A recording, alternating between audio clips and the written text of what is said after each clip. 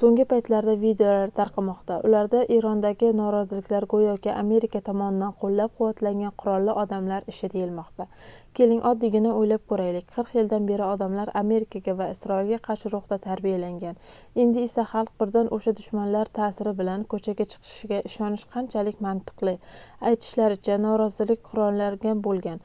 Lekin shunga qaramay, ular kuchli armiyaga qarshi juda qisqa vaqtda yengilgan. Agar hammasi shunchaki nazorat ostida bo'lgan bo'lsa, nega internet o'chirildi? Halok bo'lganlar orasida esa talabalar va maktab o'quvchilari ham bor. Ha, qurollangan odamlar bo'lgan bo'lishi mumkin, lekin nima uchun o'q faqat ularga emas, balki qurolsiz va xavf tug'dirmaydigan odamlarga ham qaratildi? Bu savollar javobsiz qolmoqda. Shuning uchun har qanday xabarga darrov ishonmang. O'ylang, solishtiring, savol bering, fikringizni izohlarda yozing. Agar foydali bo'lsa ulashing. Birgalikda ongli jamiyat bo'laylik.